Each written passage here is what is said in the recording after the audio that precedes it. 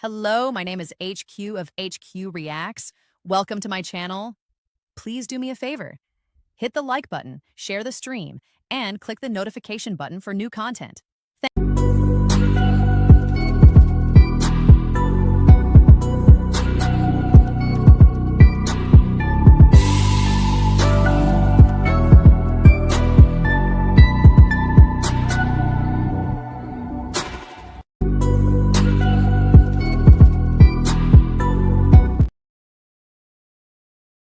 Hello. This is HQ. You see the thumbnail, right? The only reason why I made this show, or I wanted to come in and talk about this, was because somebody today said, why do black people vote Democrat, mostly Democrat? Why do we vote mostly Democrat? Or why would I feel the need to vote mostly Democrat? Excuse me, y'all. And I said, because the honest to God truth is, people go where they are wanted and not particularly tolerated. Most people go where they're wanted and not particularly tolerated. And over the past, every time we have gotten into power with Donald Trump, it has always been a race to the bottom as to how fast people could bring this party is different from your party type of deal. When Donald Trump came down the escalator, he alienated a lot of people. And he made it known, or he let it be known, that it was okay to alienate other parties in this country. So someone said, well, why would you want to be a Democrat? I said, because most Democrats believe in giving people fair shots. And we tend to focus on making regular people or regular life important for regular people, not just the wealthy or the connected. We tend to want to make sure everybody has opportunities. At least that's what most Democrats want. Okay. The whole point is, we all want all of us who are Democrats, we normally want the same things: better schools, healthcare, wages, support. And people choose the Democratic Party because it's not because they just don't want to be successful, based on other people. We want to help other people be successful, or based on success on our own, we want to help other people too.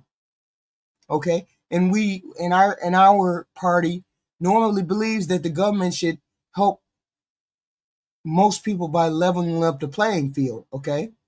And the point is, we value inclusion. We don't sit there. I was telling somebody the other day, you Republicans don't believe in what we believe in. You don't believe in pulling people into your party. You believe in alienating people from your party.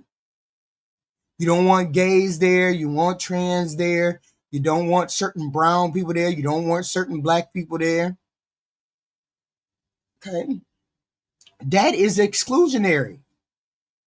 And that's a turnoff. That's why you don't have as many black people or Latino people or other people, or that's why you don't have that many people in your party. And you have mostly white people in your party. Because we believe in accepting all the races, the religions, the genders, backgrounds, incomes. We just do. So people who support Democrats, we often believe America is strongest when everybody feels included, not pushed to the side. Now, I had to actually look up what a Republican does. What a Republican stands for: a range of principles and policies prioritizedly rooted in American conservatism and individual liberty. The party emphasizes liberty, opportunity, preserving the American dream, and the idea that through hard work, each person can better their situation. It supports a smaller, limited role for government in many areas and believes in strong private sector involvement. Okay. The party also prioritizes national security, individual rights, and traditional values. Okay. Economic, fiscal policy, healthcare, and social safety net, don't want that. Environmental energy, don't want that. Social cultural issues, they're primarily aligned with all of social cultural issues, social cultural conservatism, immigration, and national security. Okay. For instance, the platform in 2024 was America First, a return to common sense. Apparently, some of you guys don't believe in America First. You believe in everything else first. I don't know. You guys are having a fight and fraction in your party, so something is going on.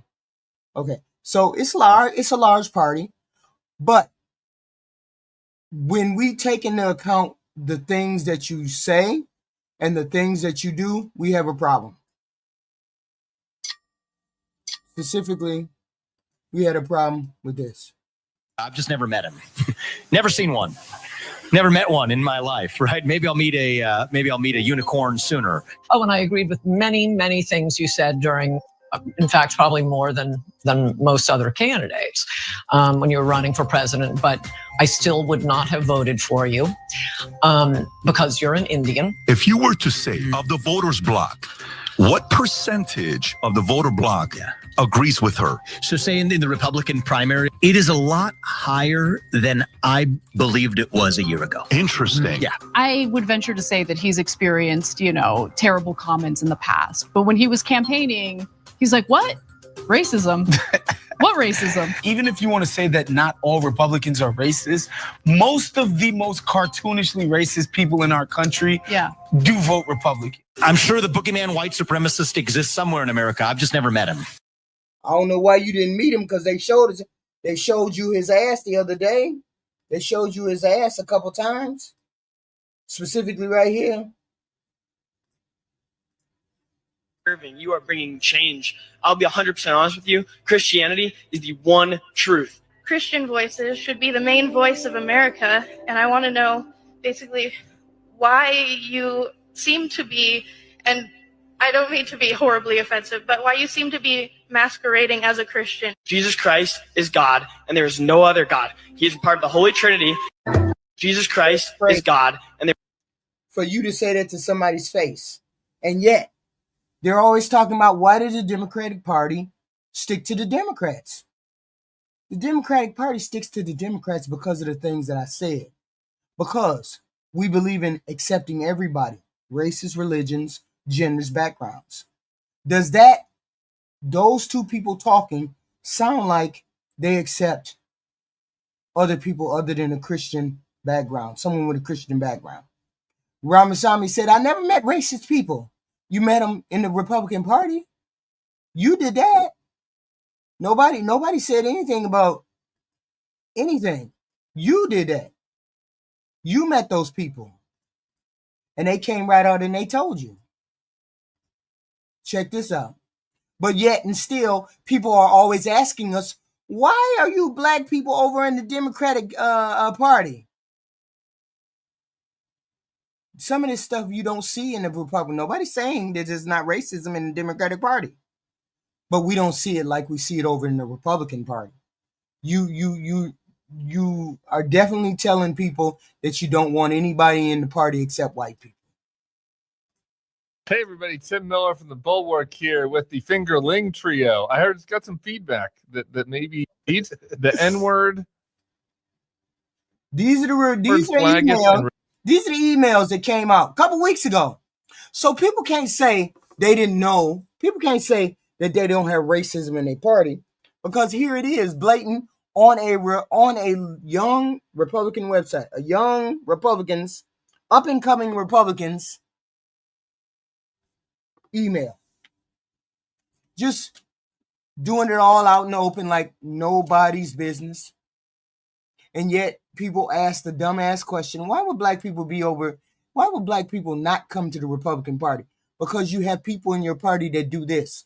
So if this is okay and acceptable in your party, why would anybody black or Hispanic go over there anymore? Why would they even go over there anymore? You have to ask yourself, this is what you have in your party. Why would someone go over there? Retarded appear more than 251 times in the chat. Before I get into some of the chats in particular, I want some top impressions from you, Samuel, first. Well, I immediately did Control F Jews, and I was bracing, but we only came in towards the top and at the very end, so I felt pretty good, a little unscathed. Well, it might have been because the gas chamber chat didn't have, the Control F Jews didn't kind of cover the gas chamber. So I did Control F Jews, and I was feeling okay, and then I did Control F Hitler, and then my stomach really started to sink a little bit. Saw 7 results, including obviously in the headline and the main art, which was great. I love Hitler. And then I got to thinking, this is the worst article I've ever read, and I'm really scared for our nation's future. Yeah, Will, for some of the chat. Scared for the nation's future. Scared for our nation's future. Yet and still, the Republicans are always the ones, specifically in my chat, always wondering why people are libertards. Why we are libertard. When our party, we focus heavily on accepting all races, religions, genders, backgrounds, and incomes. Yet and still, do these emails sound like they're accepting of all races, religions, genders, backgrounds, and income levels? No, it doesn't. So why would a black person or a Hispanic person or anybody else or an Indian person for that matter, why would they go, or a gay person? Why would we go over there at all? Why wouldn't that just be not an option? And it's becoming very clear that's why it's not an option. Maybe to contextualize, it's important to know like how much are we cherry picking here. You know what I mean? Like there are crazy people in every group. This group on this chat is not that I mean, there's a Vermont state senator, the chair and vice chair of a lot of the Young Republicans organizations out there in the country, a senior advisor to the Office of General Counsel within the Trump administration's SBA, chair of the Arizona Young Republicans. So, I mean, it's not just random guys on an anonymous telegram. Yeah, I mean, these chats are emerging from a faction of the young Republicans who are trying to sort of stage a takeover or win an election to run the young Republicans. These are people who are kind of like the future of the GOP's operative class. The future of the GOP. They have these feelings. They have these observations about Jews, blacks, gays, Latino. They have all of these feelings, and yet and still, it's always a question that I get. Why is it that you're a Democrat? Why is it that a lot of black people go over to the Democratic Party? These are the reasons why I'm showing you. At least one of them is a politician in his own right. So these aren't sort of just random run-of-the-mill Republicans Politico found. I mean, these are people with some amount of power who will probably amass more power as they get older. And then they're talking to one another about like, oh, I love Hitler, using all these racial and, anti-gay remarks. Yeah, I mean, where do you think these people go? This is like the breeding ground for the future of the Republican Party. Breeding ground for the future of the Republican Party.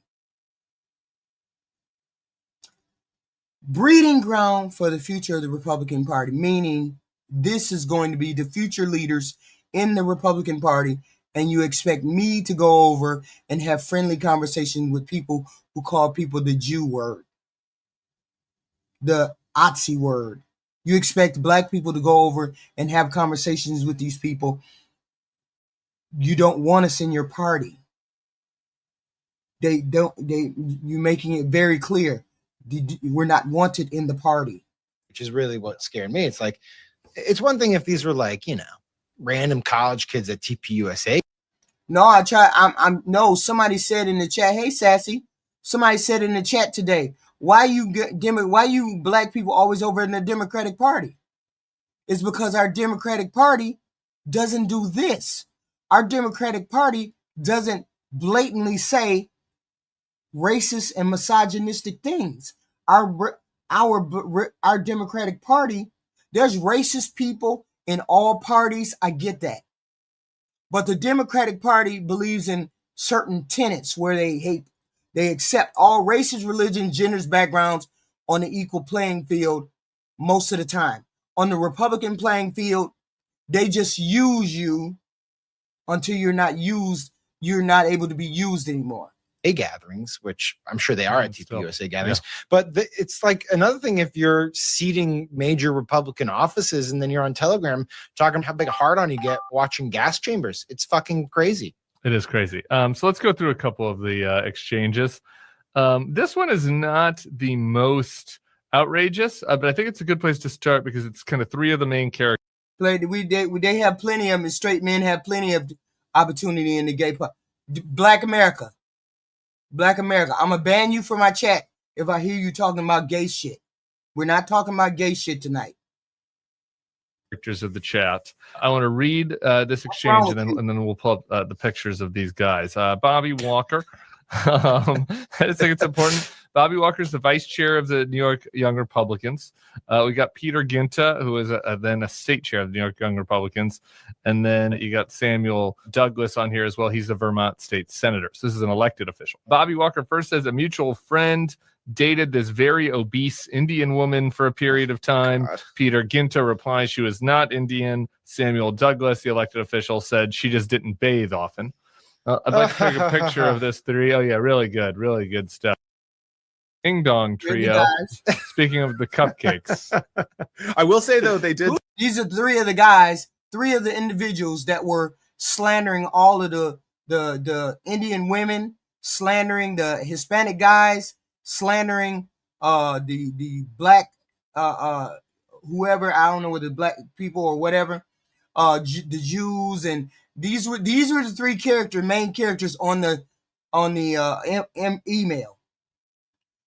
People wonder why black people don't go over to the Republican Party, because we have people talking like this about all walks of life. When you are in the Democratic Party, you deal with all races, religions, genders, backgrounds, and income levels. That's the Democratic Party. We accept you for who you are, because every person is unique and the things they bring to the table are unique. In the Republican Party, you guys believe in excluding people.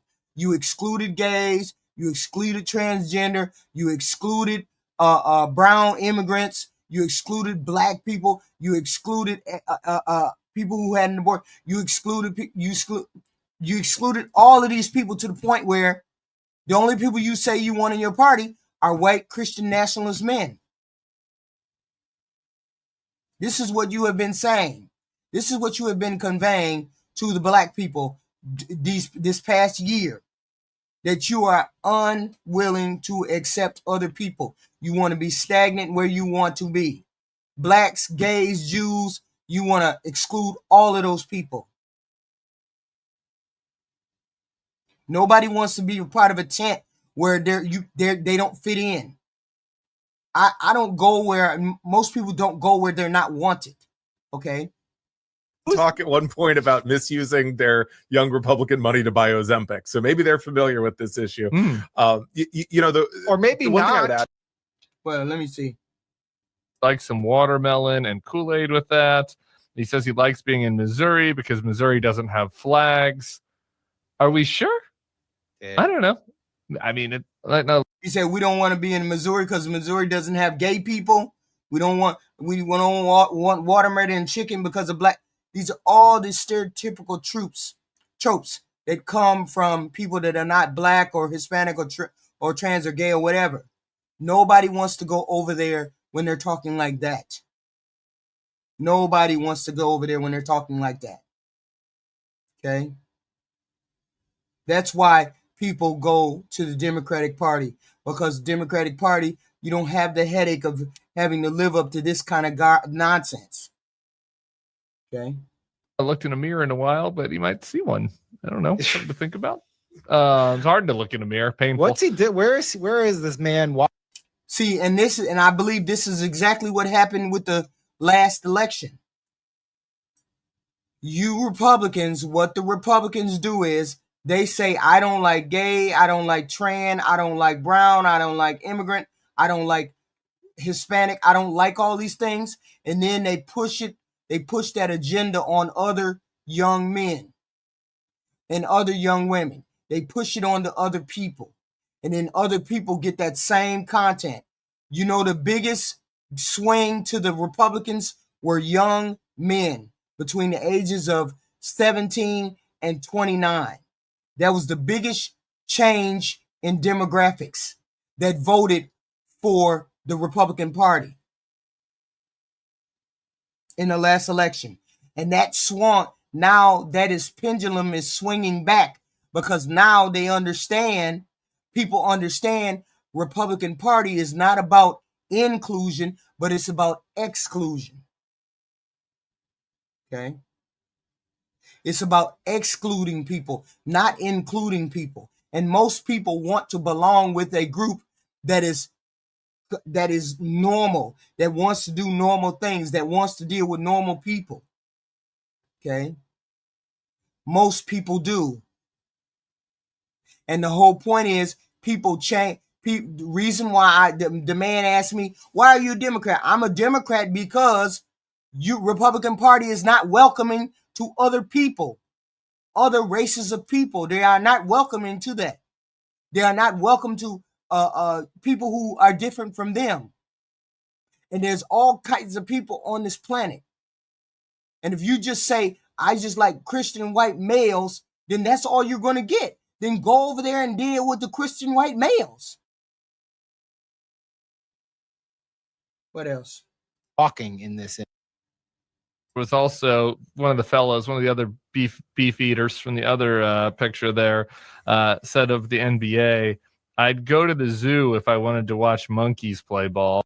I'd go to the zoo if I wanted to watch monkeys play ball. Now, these people are wanting to be leaders in the Republican Party. And this is what they're saying. They're saying this kind of garbage. Thank you, Alexander Bryant, for $1.99. God don't like homosexuality. God ain't on this planet. Human beings are on this planet.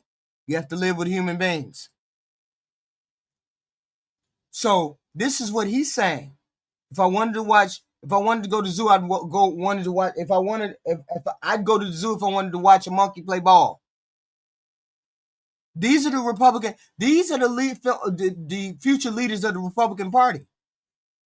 And yet, and still, people are supposed to sit here and say, "Oh, why you want to be a libertard? Why is it that you're a liberal? You're a Democrat?" We're Democrats because you all make it very clear that you don't want anybody in your party. So why get upset when none of the black people want to go over there? Don't get mad if you party keep saying you don't want us over there. We're not going over there. No. Watch people burn now. Joe replies, we got to pretend like we like them, then say, hey, come on in, take a nice shower and relax. Boom, they're dead. I guess, Will, maybe they're talking here about a rival faction within the Young Republicans.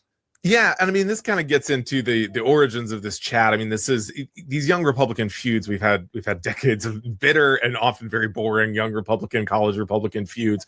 The origins of this chat, why they're becoming public. It appears that the gentleman named Gavin Wax, who's the head of the New York Young Republican Club, and it's key to understand that despite their very similar names, they hate the New York young Republicans group run by Peter Ginta. And they've had a feud for at least several months over kind of a back and forth, who's more Trumpy. And in the Politico article, someone who's in the chat has a signed affidavit saying Gavin Wax, who by the way is now in the State Department working for someone who was fired from the first Trump administration for. I see a bunch of people pushing back. These are your people. These are your Republican people saying these wild and outrageous things. These are your people. These are not. You didn't catch Democrats. You didn't catch Democrats on a live saying, "Great, I love Hitler." You didn't catch Democrats saying this wild shit. What else? Let me see. You didn't catch Democrats say this. Inta's line on dark-skinned pilots, for example, echoes one unit. If your pilot is a she, and she looks 10 shades darker than someone from Sicily, just ended right there. Scream the no word. Gunter's line on a darker-skinned pilot, for example, echoes one used by slain conservative Charlie Kirk last year when he said, if I see a black pilot, I'm going to be like, boy, I hope he's qualified. Kirk was discussing how diversity hiring invites unwholesome thinking. Yet, We're supposed to go over there. Why the hell would I go over there? Why the hell would anybody black go over there when you all feel like that? When a lot of Republicans feel like this? There's no point in going over there. So I don't understand why we get so much pushback in the chat. Why everybody is always upset about people being Democrats. This is what the Republican Party pushed us to. You pushed us out of the party. You're the ones who pushed us out of the party. You're the ones who said we don't want DEI, we don't want affirmative action, we don't want X, Y, and Z. We don't want, look. Talk about that because nobody is above the law. I know he ain't mean it, but certainly y'all are not. Now, Cash, here's how bad it is, sir. Here's how bad it is. Not only did your dragging for the crime of being a Hindu, not only did your dragging reach a critical mass of attention on social media, here's how it was reported. This is what they did to, and this is how I know it has to do with skin color. This is Cash Patel. He's the FBI agent. They dragged him when he did something. Wait a minute. Because he did something for Dinesh. Dinesh D'Souza faces racist attacks from MAGA supporters on X.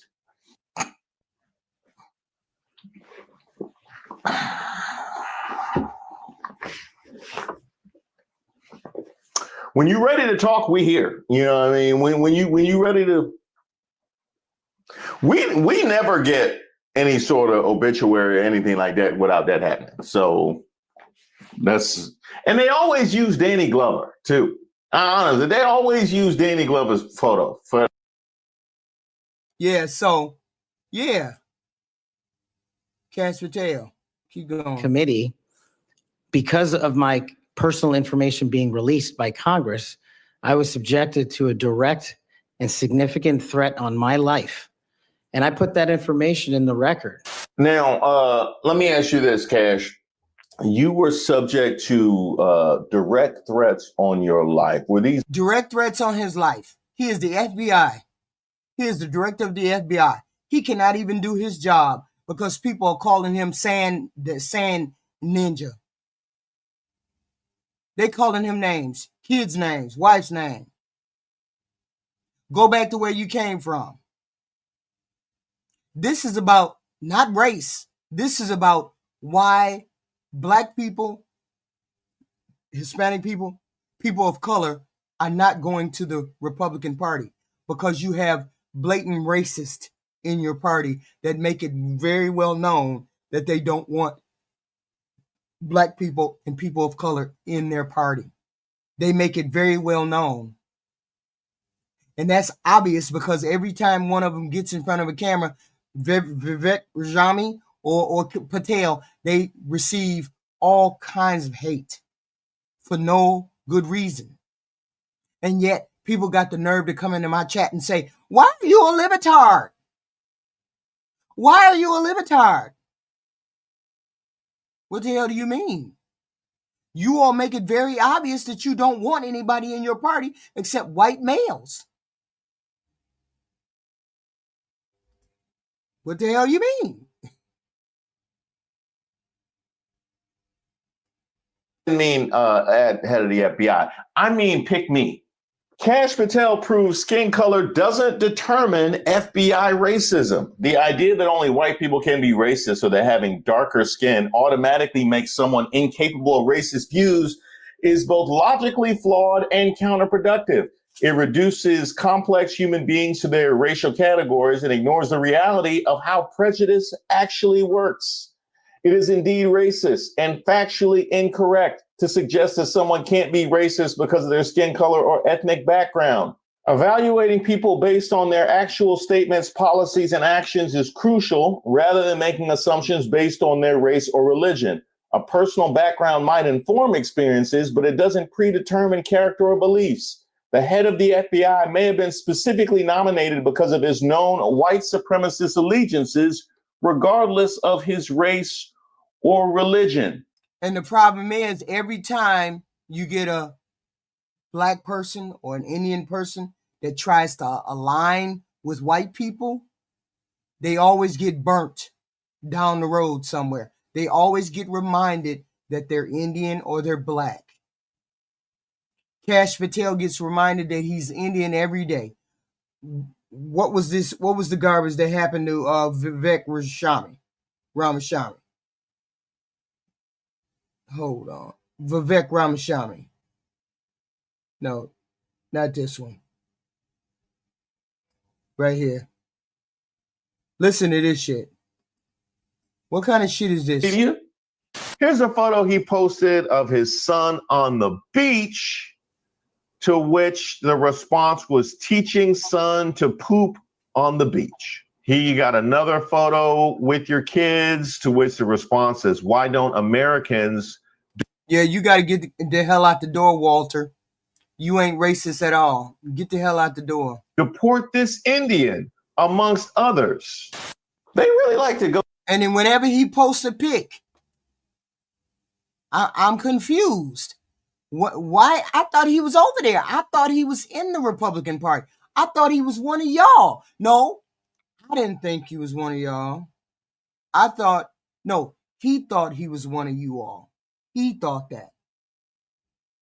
I'm just answering the question as to why you have a problem getting black people to come over to the Republican Party.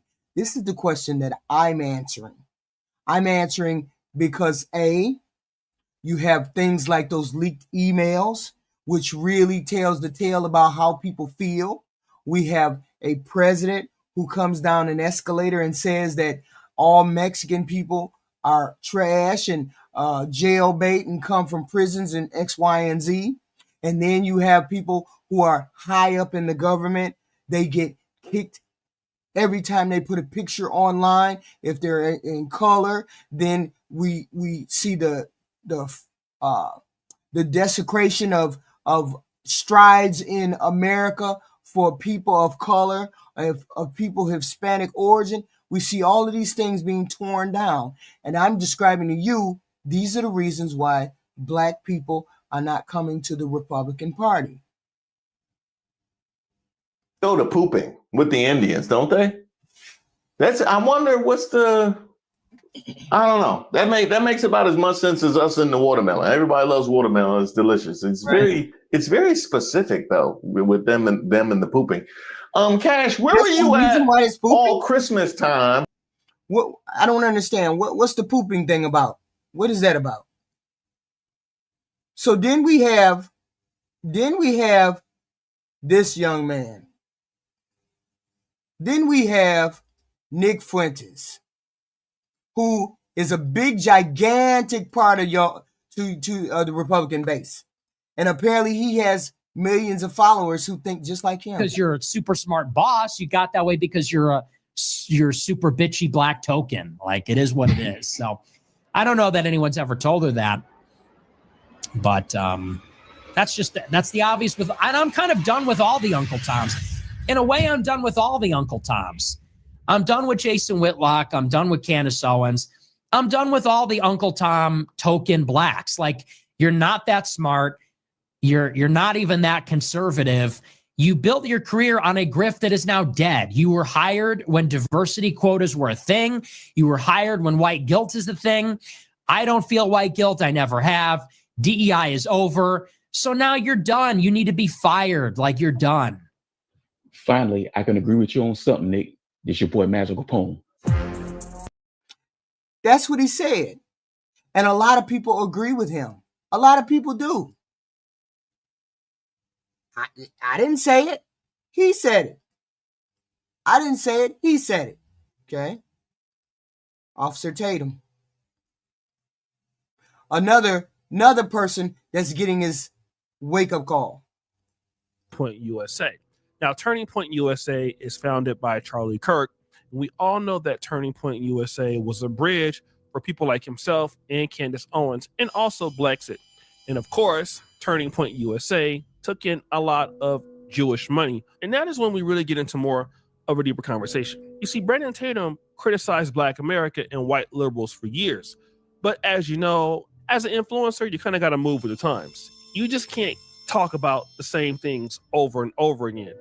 The next step is making a position, and that position is going to piss somebody off. We've seen it with so many people, such as the Hodge twins and Candace Owens. And Candace Owens, at first, was very pro-Israel. Then she went to Daily Wire, and then we found out that she's not. And the same thing has happened with other people, such as Myron, and also Brandon Tatum. Now, Officer Tatum had built a large following full of people who just couldn't understand Black dysfunction. But now Brandon Tatum is simping hard for Israel, like big time hard. And not only is he simping hard for Israel, he's coming after one of the #1 guys in the conservative movement on a consistent basis. Tucker Carlson. Tucker Carlson is one of the most thorough conservatives on planet Earth. He is like a 10 out of a 10 when it comes to interviews, debates. I mean, his show on Fox News was top notch. Even when he got fired, he had the best show on Fox News. I believe he got fired because of a lawsuit or something that he did. He cost the network a lot of money, because he lied about the voting machines. They lied about the voting machines, and he was a part of that lie, so he got fired. He had to go. But Tucker Carlson is the gold standard. He is well respected in conservative politics. He's been in the game a lot longer than Officer Tatum. But the reality is that Tucker Carlson also has criticisms against Israel. And this is the issue that Brandon Tatum has. You see, on one end, Officer Tatum does respect the fact that Tucker Carlson is the real deal. I don't want nothing to do. I've lost faith in Tucker Carlson. I never really liked him a lot. I didn't like how he talked. Like, he was very condescending and he's just weird. But I respected his gangster because he was keeping it real. On Fox News, he was hitting them over the head. He would do tough interviews with Trump or anybody. And then somehow a tapeworm got in him. And now he just say the craziest stuff on planet Earth. Now he even says, yes, you know, I don't really like his cockiness or his attitude. But you know what? I do like his style. Not gonna lie. But then he says this. How in the world do you have a perspective that's rooted in facts, evidence, and somehow you change? And it's funny that you change when you're not on Fox. And it's funny that you change when you have an influx of money coming in, $15 million raised from a person that's not even an American citizen. These people are on record taking money from foreign people, foreign registered money coming in, paying Tucker Carlson to go speak or interview the Qatari leader. He accuses Tucker Carlson of taking money from Qatar and calls himself Tucker Carlson, right? This is something that's been going on in the conservative movement. Now, this is interesting because Tucker Carlson was also critical of people who take money from Israel. But at the same time, Tucker Carlson seemed to be hypocritical. Now, for the life of me, I cannot seem to wrap my mind around how any serious Christian conservative would take Taliban Tucker Carlson seriously at this point in his career. This is a man who has bowed the knee to jihad. And I mean what I'm saying. This is a man who has watered down the effects of Sharia law. This is a man who has praised the literal Taliban for their treatment facilities. This is wild. Hold on. Here we go. Here's my young Indian brothers. You live in Canada now and you're in an international world. And one of the things that I enjoy talking to you about is the way in which Indian American politicians on the right have seemed to have risen to prominence. And it's a huge point of discussion. I did a recent conversation on my stream about Usha Vance, the wife of J.D. Vance, who comes from, and I'm not sure if you know much about her family, but is from a fairly well-to-do family from India that moves to the United States, is kind of professional managerial class. And then she goes to Yale Law School, meets J.D. Vance there, and ends up becoming his partner, having children with him. after which he begins that sort of far right descendancy, whatever the fucking term would be there, converts to Catholicism, and all these things kind of change in her life. And so it's an interesting conversation about like everything from the idea of whitewashing yourself, assimilation, internalized bigotry, and also, you know, things that folks who are immigrants, who are from immigrant families, do not get coached on or get coached poorly on in terms of how to handle white supremacy in the United States. There was a bit of like discourse in my comments about like, how much does she know? How much does she get it? And actually just seems to, you know, sees herself to benefit from it. And I think that raises a conversation about what it means to be politically educated in the first place. Because I'm like, you know, people like Lucia Vance come from these families that don't politically educate their children, but she is somebody who went to Yale Law School and, you know, worked under Brett Kavanaugh and John Roberts. So she's had some level of understanding of policy and politics and law. But I guess what I'm trying to parse for one is how Brahminical politics and lifestyle translates to these families, these Indian American families. Obviously, there's Indians from all types of backgrounds that come to the United States and to Canada, but specifically with these, you know, usually fairer-skinned, well-to-do Indians who kind of move up the ladder of the Republican Party. We talk about Vivek Ramaswamy, we talk about Kash Patel, who then become these really bizarre figures because they're clearly tokenized, right? And they're clearly not taken seriously or respected. They're clearly tokenized. We're talking about, somebody asked the question, why is it that black people, why do people go to the Democratic Party? Black people stick with the Democratic Party as opposed to coming over to the Republican Party. And I said, it's because you don't want us over there in the Republican Party. You don't want us over there in the Republican Party.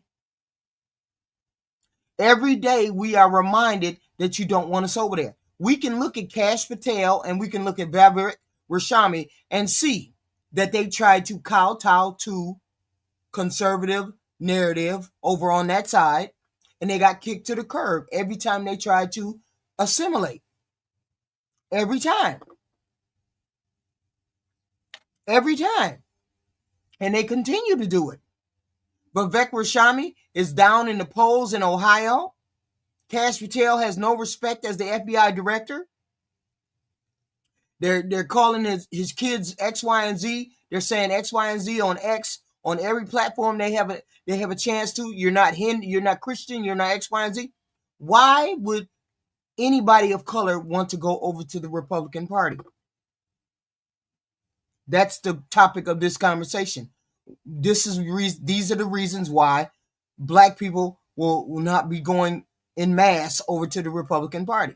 Affected by the white nationalist polity that they're supposed to be trying to represent and serve. And they clearly seem like they just don't get it. But at the same time, there is some degree to which they must get it, in the sense that this is the kind of casteism and politics that they've been raised to appreciate and to see as it. And these young men right here who are, you know, maybe Indian, I'm not sure about Elliot, but Rohan, are explaining that Kash Patel and Vivek Ramaswamy seem to think that they align with whiteness, and whiteness accepts them. They can align with whiteness, but they have repeatedly shown that they are not white.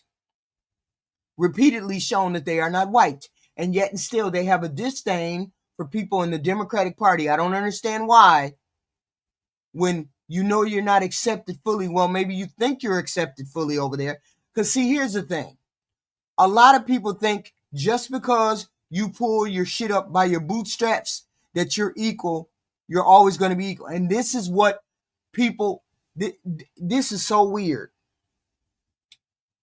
A lot of you newfangled white folks keep saying, oh, there's no racism. You can pull yourself up by your bootstraps. But how is it that we got people who won't accept you for the color of your skin in the comment section of pictures that you put on the internet telling you to go back to your country? You're not welcome here. You're not the same as us.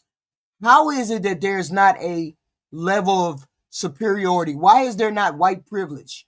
Why do people say there's no white privilege? You have enough privilege that you would say that to somebody. You have enough privilege that you would be exclusionary with other people. So why wouldn't there still be white privilege? I don't understand. You don't want us to. You don't want to be excluded. You don't want to be. You don't want nobody to have a leg up to catch up to you. But then you distinct. You don't. I don't understand. I don't understand. Important to making a society function, and whether or not that's subconscious, it has to be a part of how they understand, for instance, racism and white nationalism in the United States, and see themselves as somehow friendly to that. I think we spoke about this last time, where it's like, although the caste system is very complex and there are some very unique complexities in there. For example, like I was seeing like North American discourse about Kamala, for example, and how they were comparing it to how people like Nikki Haley and Vivek Ramaswamy were operating and things like this. I found the discourse around Kamala very interesting, because Kamala is literally a Tamil Brahmin as well. But and she had actually a pretty good coverage in India, because her caste background as well played a role in like how she was owed that respect from random people living in India, which is very different from how Zohra Mamdani is kind of getting some coverage. So a lot of people like Zohra Mamdani, and there's a lot of positive coverage of Zohra Mamdani like in India as well. That don't even make sense, Throttle Cracker. It makes no sense, because Democrats don't deal with people based on race like that. It's always the Republicans that deal with people on race like that. You haven't seen the latest instances. The emails from the young Republicans, the way that Vivek Ramaswamy was treated on stage at Turning Point USA, and yet and still Charlie wasn't a racist or a part of any kind of racist thing. Kash Patel posts pictures of his kids, and he gets they get ran all through with rhetoric and whatnot. And see, that's the problem. When you don't want to talk about race, you have a problem talking about race. Learn to talk about race. Learn to be honest with yourself first before you have a conversation with somebody else about race. And it's always for white people who never faced talking about race, they always butt hurt when people bring up race. Learn to navigate through the conversation sometime. But the fact that he's Muslim is what's like a talking point in a lot of groups. So that's something I found that was very interesting, where like the nature of the coverage was very different. But anyway, that's like an aside actually. But so when it comes to the nuances of caste and how that works with white supremacy in the US, like if you can kind of understand like the shadow of white supremacy in North America, you can kind of understand like the shapes that happen in caste, because it is very similar. W.E.B. Du Bois as well, had this idea of this racial capital system where your blood was bound to your occupation, and then that factored in very neatly into a capitalist system that you were operating in, that you were existing in. And caste works exactly like that. So it is about like your tribe or your clan or your family being linked to an occupation and you being kept there for the service of capital. That is what makes caste, like the easiest way to define it, a system of resource management and control. Like that is what caste is in a sentence. So if you look at the way the US works, you have a very obvious and very deeply rooted racial. Is that there are these kind of Hindutva aligned pages or just general journalistic pages covering it that the racism is happening. They fail to make the link that, maybe I was wrong in pushing all this hateful ideology. Instead, they ask the racist, hey, please, racist, please, can you please have some decency, please? Because they can't bring themselves to look to other marginalized groups and be like, hey, I fucked up, Right. Hey, yeah, you guys were right. Yeah, it's kind of pathetic seeing a lot of these guys like coping with and trying to figure, and these guys are in their. And then this is a problem. You have people who are in different races. You have the problem is you have Hispanics, the Cubans. The Cubans think they're white. That's my understanding. I don't know whether it's true or not. Cubans think they're white. They vote Republican. Come from a country where they've been suppressed all along, and then come here. Then come here and vote for suppression through this Republican Party. But the point was, the Republican Party is not inclusionary. It's exclusionary. And that's fine. If I'm a white male or white female, that's fine. But it doesn't invite people of color. It's not inviting to people of color. That's the problem. That in itself, that is the main option. That it is not inviting to people of color. Okay. And it is what it is. I mean, maybe it's not all, and I'm sure it's not. And let me be clear. I am absolutely 100% sure that it's not all white people. I am absolutely 100% sure. I know it for a fact. There's some beautiful, outstanding, amazing white people in my life that I've known all throughout my life. People that I had relationships with. Just is what it is. I'm saying, if you want a better in-tune inclusionary party, you have to get the people that are pushing people away out of your party, or to push them back into the marginalized corners of your party. Otherwise, you're going to continue to lose. We saw the polls today, the polls that came out, that the Hispanics have swung completely away from Donald Trump. Completely away from Donald Trump. This upcoming week is equally great for you. All right, so I want to get into a video here. I want to create a video from an article that I read on the CNN website. Really interesting article. So let me start out by asking a simple question. Do Indian Americans, those who immigrated here from South Asia, and those who are part of the MAGA movement, who in many cases lead various aspects of the MAGA movement, do they see that the racist MAGA movement that they helped create hates them just as much as it hates African Americans? Let me ask that question again. Do they see, that is Indian Americans, not Native Americans, Indian Americans, do they see that the hateful, racist MAGA movement that they helped create hates them as non-whites as much as it hates us African Americans? Because if not, they're in for a rude awakening. And they are currently learning the hard way that they're still non-white people despite the disdain and racism that they help MAGA show toward African American people, and that many of them show individually. And that's because they have grossly misread the current situation in America. In other words, America right now fears non-white people and see them as invaders.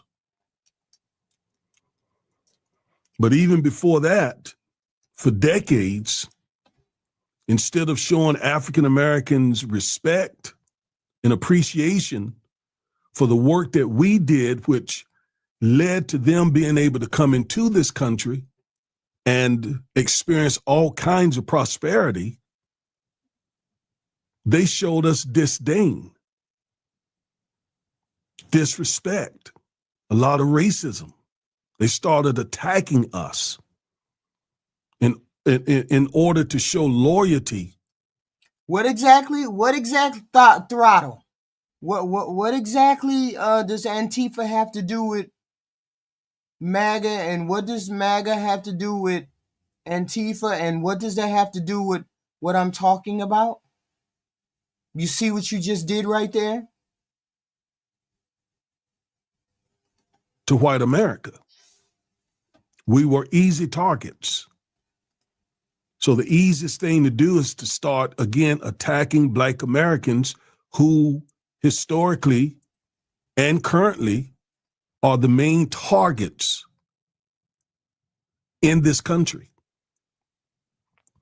So they jumped on the bandwagon. Indian Americans jumped on the bandwagon to gain acceptance.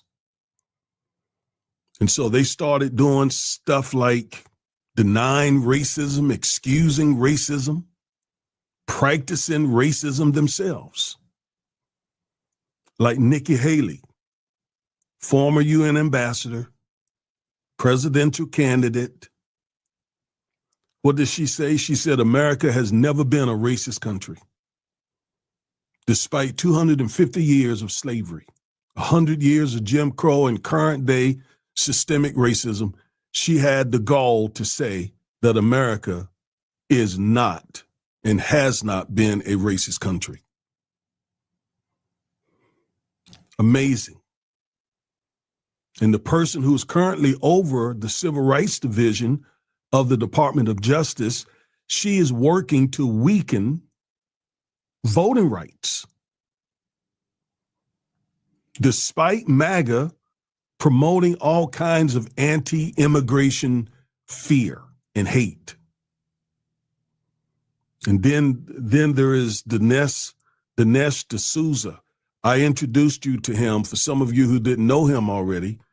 He loves to blame Black culture, African American culture, for all the problems that African Americans experience, as if there has not been a legacy of extreme white supremacy and racism.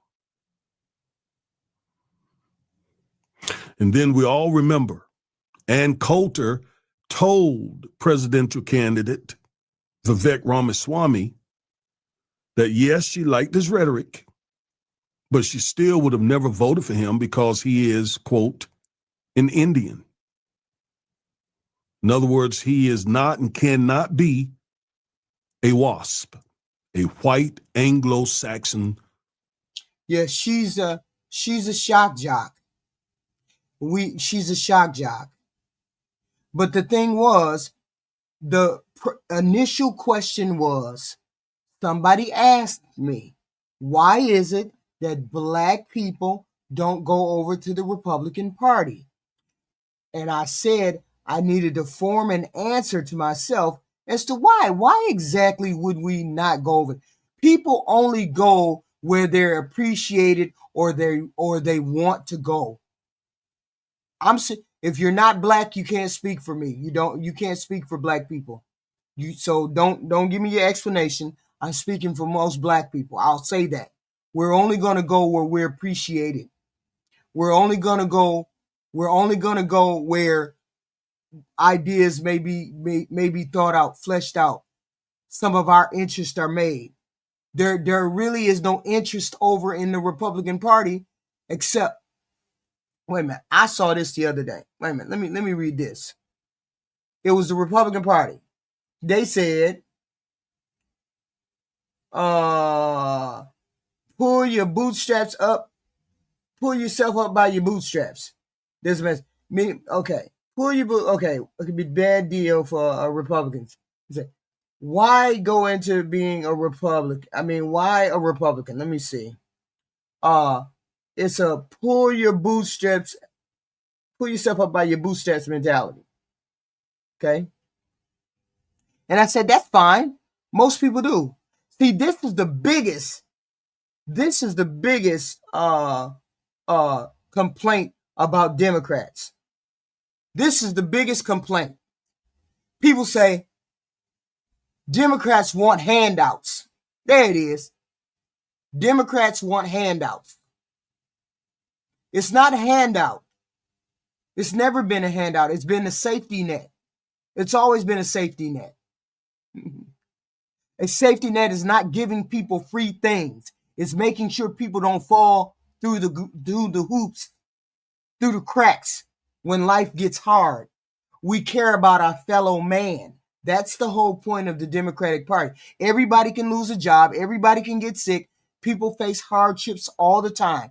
Democrats believe no American should starve or lose their house because they fall on bad times. They also say, what I wrote it down.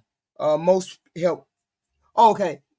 Why they want free handout? Most handouts, most things Most help go to working people, not people sitting at home. Food assistance, tax shelter, tax credits, Medicaid, housing, those are people who are working.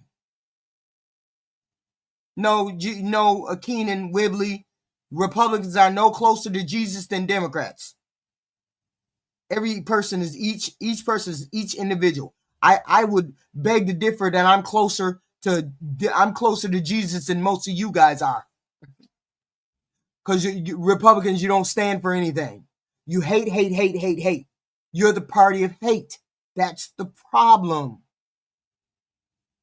You're the party of hate. Because you hate Jews, you hate gays, you hate immigrants, you hate blacks, you hate brown, you hate abortion, you hate anything that come down the pipe. You hate. You never stand for anything. It's always about hating something. This is why most of us Democrats do not want to be Republicans, because you guys don't stand for anything. You have hate about stuff.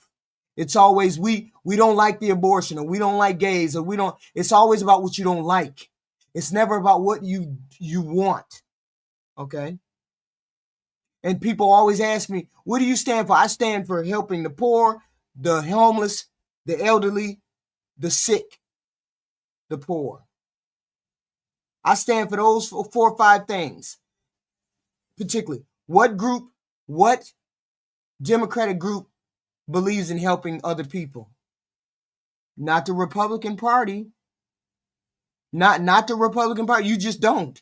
You all believe in giving tax cuts. You all believe in giving tax cuts and telling people that they can't be gay, they can't be trans, they can't be brown, they can't be black, they can't come over here, they can't be an immigrant. You always believe in telling people what they can't do. Okay? It's always about what you can't do. It's never about what you want. Democrats believe in helping the poor, elderly, veterans, the handicapped. They believe in helping people like that. I have never heard since I've been in this space, heard a Republican say we believe in helping people. I have never heard you all as Republicans say you believe in helping anybody. Well, we believe in the tax cuts. Oh no, there's no delusion. Not one of you guys has ever said we believe in helping the poor, the indigent, and the handicapped, and everything else. The first thing out of you all's mouth is Democrats want handouts. That's the first thing out of your mouth. Democrats want handouts. When I say to people, I believe in helping the poor, the indigent, the veterans, the handicapped, I believe in helping those people as a Democrat, because Democratic Party helps those people. The first thing somebody says is handouts. And you Republicans never follow up and say what you want to do. You never follow up and say what you want to do. You never do. You always attack the Democrat when the Democrat says they want to do X, Y, and Z to help people. It's never about helping other people. It's always about helping yourself, and that's it. Because we never hear. So I'm just giving you reasons why.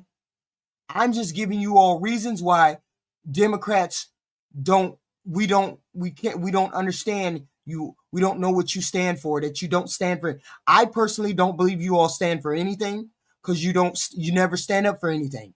You never want to stand up for the handicapped. You never want to stand up for the veterans. You never want to stand up for the poor. You never want to stand up for health care. You don't want nobody to get health care. Don't give them no health care. Don't give them no handout. You never want to get school lunches, for free school lunches for the kids. Oh, we can't do that. We can't do none of that. We can't give them no free food. And it's always about handouts. The government help is not free. It's funded by the taxpayers, and taxpayers are Democrats too, just like Republicans. Okay? Just like Republicans. Okay? We aren't always asking for handouts for ourselves. We normally don't. We normally ask for other people besides ourselves. Helping people climb out of poverty saves the country money long term too. Okay. I'm not saying there's anything wrong. I'm not saying there's anything wrong with you Republicans. All I'm saying is you don't believe in helping other people. You only believe in helping yourself. And that's fine. Helping yourself, pull yourself up by your bootstraps, and forget all the rest of the other people. That's why I'm saying we as Democrats, what we Democrats believe in. We Democrats believe in helping the Lord, somebody that's less fortunate than us. We as Democrats believe in helping the poor, the indigent, the handicapped, the veterans, the elderly. We believe in doing that. I haven't heard not one Republican say anything about helping anybody other than themselves and other than doing tax cuts. I ask specifically every time I have a live, hey, Republicans, please tell us what the big, beautiful bill did for the people who make between 30,000 and 150,000, and not one of them can tell me what they have done. And you see, there's people in the chat right now saying the Democrats believe in destroying America. Can't explain one reason as to why Democrats believe in destroying America, but yet and still we believe in destroying America, and yet your president is the one that's pulling the America down the rabbit hole. Who's the president now? Who's in charge of the Congress now? Who's in charge of the House now? All Republican. And we going straight down the shitter. No thought to it. Just came right out of the pocket and said, Democrats are destroying everything. No thought. Can't explain it. Democrats are communists. Can't explain it. Don't want to explain it. I don't get it. I just don't get it. And then they wonder why we're Democrats. Because we have people like this. We have people like this who can't have a coherent conversation. Okay? Not one person that has come in this chat has had anything that would contribute to conversation. Not one. And they wonder why we're not Republicans, because we don't do that. Protestant. So this pattern speaks for itself. Speaks for itself. While they attack us, the MAGA movement is attacking them, despite them helping build this movement. They still have not learned that MAGA is driven by fear of a non-white demographic change and takeover. I believe that's the truth. That's the truth. Because in 25 years, whites are going to be the minority. In about 25 years, whites are going to be the minority. Or damn near the minority. Because it's going to be Hispanics. Hispanics are really catching up. Okay? Hispanics are really catching up. Hispanics, Indians, they fucking eat. And that's the thing. So I really believe this whole movement started because some white people in some room said, oh my God, in 20 years, it's not going to be any white people that are going to be in charge. It's going to be all mixed Hispanic or whatnot. And then they started doing the 2025 replacement. That's wild. We're going to learn in just a second why MAGA hates them especially. Hates Indian Americans, South Asians especially. So in MAGA's eyes, non-white people can fit two categories. They're either usable or they're useless. Yet that includes all non-white people. And yet Republicans are always whining about why black people don't go over to the Republican Party. It's because of this. He's going to explain. Black, Asian, Arab, we're either usable to further their white agenda or we're useless. And some of these immigrants, they come here thinking that they will be accepted so long as they dish out a lot of anti-black racism especially.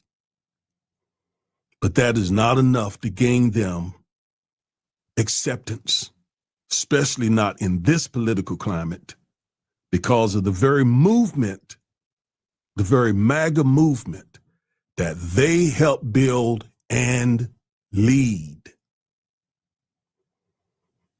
Now, let's go to this CNN article. It's very, very interesting. Let's read this so that you can see for yourself how this has developed and is developing. It's going to be a huge problem for Indian Americans going forward in the future. The article says, last month, FBI Director Kash Patel wished his followers on X a happy Diwali. It did not go over well. Now, look up what Diwali is. I'm not an expert. I'm not even familiar with what the term means. So look it up for yourself. I presume it is a holiday in Indian culture. All right. And so he was wishing his followers a happy Diwali. Far-right Christian nationalists and white nationalists accounts flooded his posts with bigoted memes and rhetoric. Quote, "Go back home and worship your sand demons," close quote. A far-right pastor wrote. And I get it. I get it. Don't get me wrong. As I stated, there are plenty of beautiful white people, black people, it's all kinds of people on this planet. Okay, I know a lot of people. But there are people in the Republican Party that push other people away out of the party. Instead of being inclusion, they become exclusionary. And that is why you have very rarely seen black people rush over to the Republican Party. And the reason why you have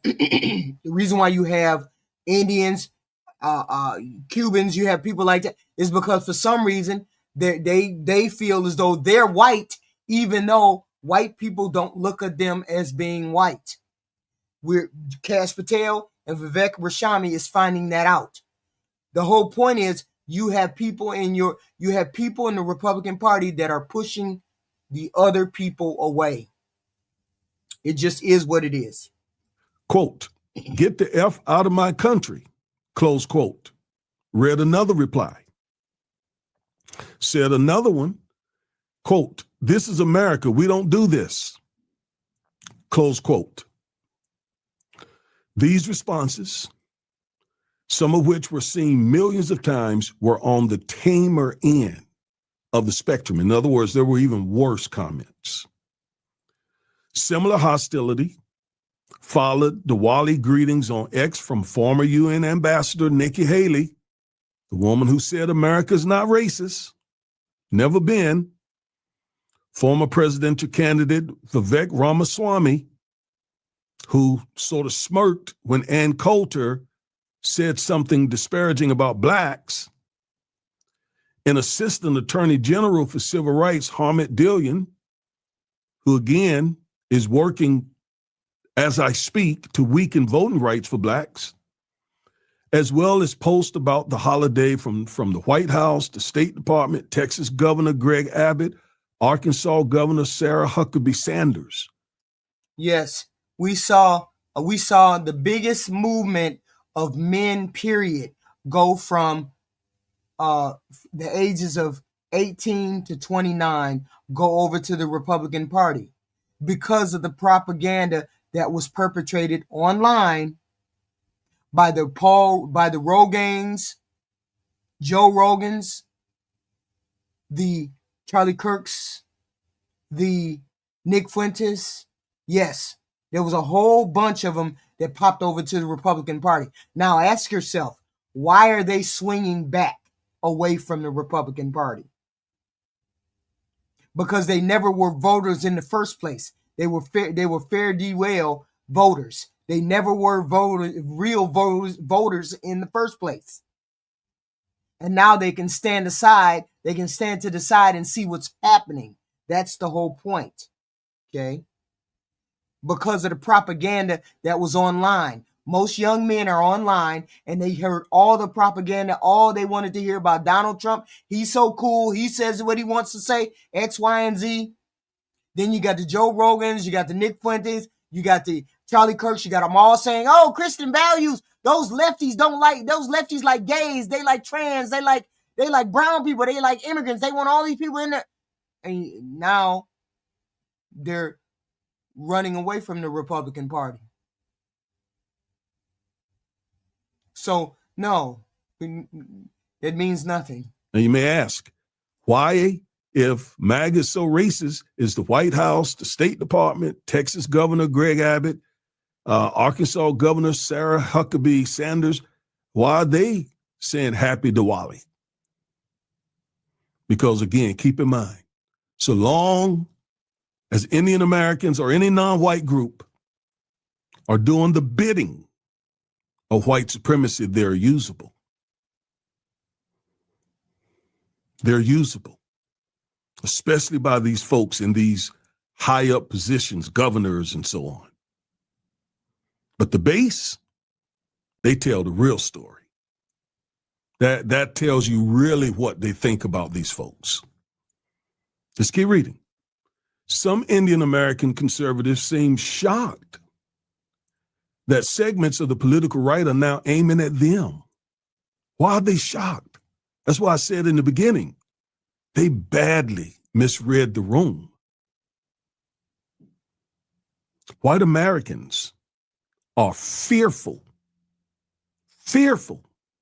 of losing this country, of this country becoming a majority minority country. They are fearful of that. That's why we got Donald Trump.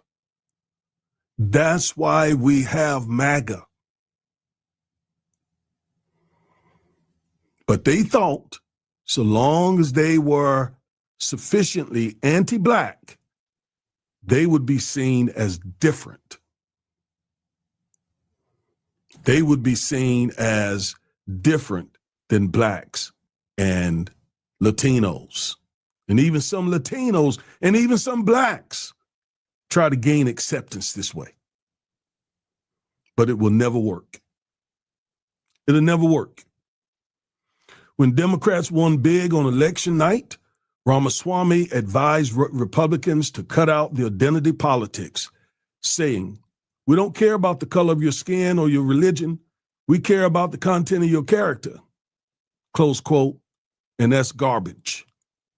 He hasn't learned. Now, doing it the way he has done it, and the rest of them has paid off for them. Because when you are usable to white America, yeah, they'll reward you. That'll open doors. That certainly will they'll roll out the red carpet. But that doesn't change the basic fundamental fact that you're not white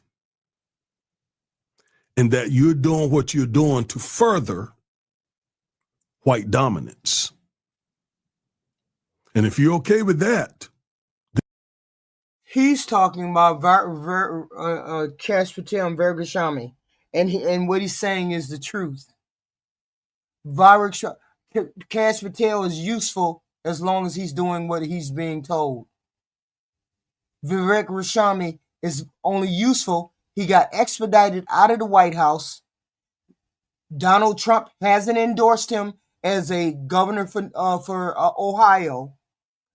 He got told where to get off when he went to Turning Point USA.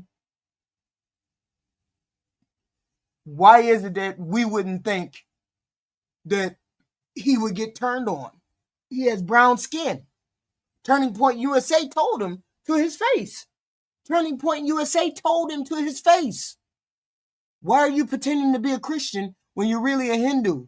And we really don't accept you as a Hindu. We really don't accept you. Why wouldn't we believe them when these young, innocent kids? These were two young children, two young kids under the age of 25 who told him. Ann Coulter told him. Okay? Ann Coulter told him, I would have voted for you. Most of us probably would have voted for you if you weren't Indian. What? And yet and still, people had the nerve to ask me the question, why don't black people go over to the Republican Party? then you can remain usable.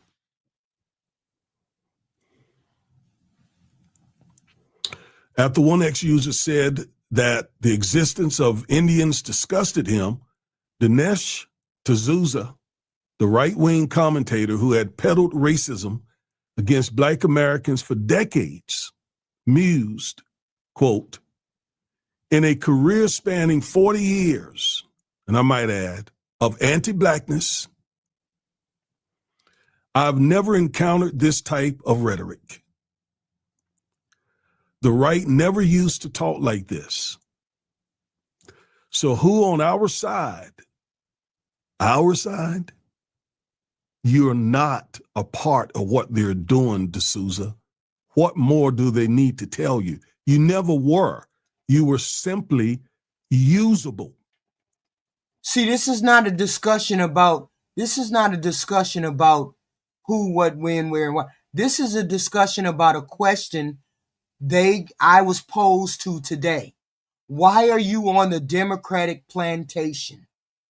This was the question posed to me today. And I'm answering the question as to why, as a Black woman, I would not go over to the Republican Party. Why no Black person has a benefit of going over to the Republican Party. Because you don't want us over there. Plain, very simple. White people do not want us over in the white Republican spaces. That is why we're not over there. That is why most Black people go to the Democratic Party. Okay? Most people do not go to most Black people do not go to the Republican Party because of that one fact. They do not want you over there. Wrong, I'm right. Yes, that's right. This is what I'm saying. Listen to the chat. I'm not one time have I called anybody a name. One time have I called anybody any kind of name, and that's all I get is people in the chat proving me right. Proving me right. I'm not the only person that says this. I'm not the only Black person that says this. But they don't want to hear what I'm trying to say. Black people do not feel welcome in the Republican Party because you all as Republicans do not make us feel welcome. So therefore, we're not coming over there. That's all I'm saying. Just, you don't. Has legitimized this type of vile degradation. Are you talking about the same stuff that you and others have done to Blacks? Yeah, the chickens are coming home to roost.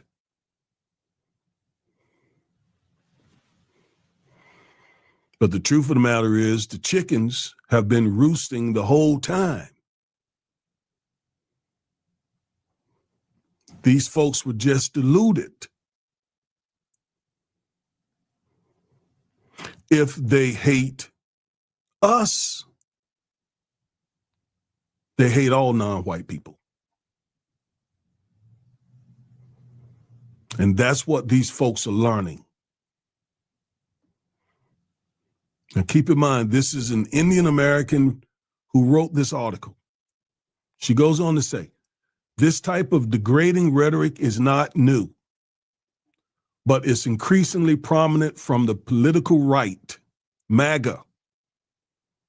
With the rise of once fringe figures and with President Donald Trump aggressively cracking down on nearly every type of immigration, the KKK came along after the Democratic Party got started.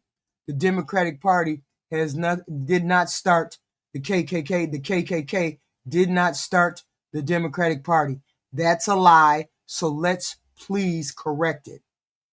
That's a part of the narrative that people like to say, but we had nothing to do with the KKK starting it, and they didn't start the Democratic Party.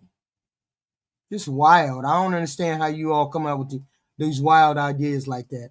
members of the MAGA coalition are openly suggesting that only white Christians belong in America. That is what they have been saying all year long. Only white Christians America, Christian America, this is our country. Even though they're not indigenous to it, this is our country. This is what we hear every day. Christian nationalists, this is our country. We have to assimilate to you. It's amazing that we understand how you walk, you talk, you dress, you write, you do X, Y, and Z. We understand everything that white people do, but white people have never tried to get to know the things that we do. Never. Knowing full well we can never go over there and be just like you. You're always talking about be normal, act like this, act like that. Knowing full well we can never be normal. But you never try to come over to our side and figure out what we're doing, how we act, how we feel. As long as you're usable, get your ass out of my chat. You might get a pass. Get your ass out of my chat. So as long as you keep carrying the water for white dominance, you may get a pass. And they thought that pass was acceptance. It's not. The call is coming from inside the House, this article goes on to say. So I can't pronounce the name. An editorial manager and analyst at the Institute for Strategic Dialogue, who has examined anti-Indian hate speech in the far right online. Indian immigrants, now watch this, and Indian Americans, or anyone perceived as Indian, are the largest target of a growing anti-migrant movement in the U.S. and around the world. Why? Because oftentimes those people come here on H-1B visas. They tend to be educated, more educated than others. They tend to be skilled in technology, science, and that positions them for the best jobs, to make the most money, and to create a lot of wealth. In fact, currently at the top of the food chain right now, economically, in terms of wages, income, wealth, are Indian Americans. And many whites resent that. Okay, they resent that. Come over here, this is how MAGA see it. They come over here, they bring their culture, they're changing this country from a white country to an Indian country, to an Asian country, with their religion, with their culture, and so on. And with the rhetoric that has come out of the MAGA movement, they are tired of it. So yeah, if you help them with that movement, you're usable. Just like some blacks voted for Trump this second time. They got used, they were usable. But now that they're in and doing their thing, those same black folks now are useless to their agenda. Now there may be some more targeted political outreach to blacks the closer we get to 2026, right? For example, rebates on the tariffs, the $2,000 checks that Trump has floated. Yeah, that may cause some blacks to yet support this movement. But I just pray that they do critical thinking. $2,000 is not worth selling out our community.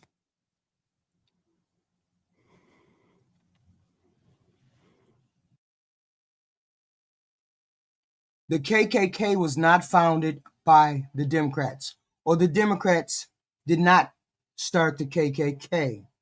The Democratic Party was around in the 19th century, 1828. Andrew Jackson and Byrne. KKK was founded in 1865 in Pulaski, Tennessee. A former Confederate soldier started a social club and began a reign of terror around the South. Just because some of the KKK aligned with some of the Dixie Democrats does not mean the Democrats started the KKK. The KKK was aligned with those Democrats in the 19th and early 20th century because of civil rights and Reconstruction. The KKK did not found the Democratic Party. That's incorrect. Democratic Party was established decades before the KKK came about. Okay? It was an extreme separatist group, and it's still an extreme separatist group. Okay? They worked with certain Democratic politicians, but they didn't start the party. Jesus. How many times people got to read sometime? Read something. Turn against Indian Americans who are supposedly the model immigrant. They already think that we are trash as black people. So if they think this of this so-called model immigrant, can you imagine what they think about you black folk? $2,000 should not delude you into thinking that Trump has anything good in store for us. This past year should show us. If you didn't get the lesson from the first administration, you should have gotten the lesson by now. I tried to tell you, but hopefully you're getting it now. I'm sure that the Hispanics got the message. I'm sure that the independents got the message. I am sure that people have gotten the message. They just had to say alligator Alcatraz. Alligator Alcatraz. That's all. Raquib, I don't know how to pronounce his name, Naik, the center's founder and executive director, said that his team recorded nearly 2,700 posts promoting racism and xenophobia against Indians and Indian Americans in October alone. Alone. At least some of that might be explained by Elon Musk's transformation of the platform since he took over. Racist content that would previously have been policed by content moderators is now amplified and encouraged. X did not respond to a request for comment. I don't know if you have been over on X, but I don't like it. I don't go over there. It is too hateful. It's too hateful.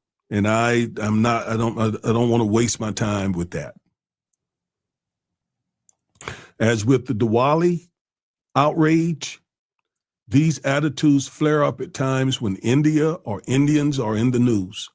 Trump's appointment of this person as senior advisor on artificial intelligence, Ramaswamy criticizing American culture as mediocre in a social media post, escalations in the U.S.-India trade war, and a fatal accident in Florida involving a Sikh truck driver.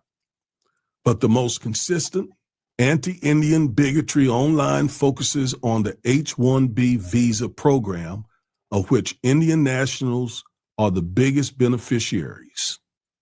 Naik and other researchers said the program, which admits highly skilled foreigners into the U.S. to work in specialized fields, has sparked infighting among Trump supporters, with visa opponents such as Deputy Chief of Staff Stephen Miller accusing India of, quote, a lot of cheating on immigration policies. While the president's stance on the issue has fluctuated, he recently restricted H-1B visas by imposing a $100,000 application fee. So they got to pay $100,000 just to get in with the H1BV. The H1, is it H1BV? Jesus, I can't say the HB1B. They got to pay $100,000 to get into this country. When the hell did we start charging people to get visas like that? What the hell is going on with this country? What the hell is going on in this country?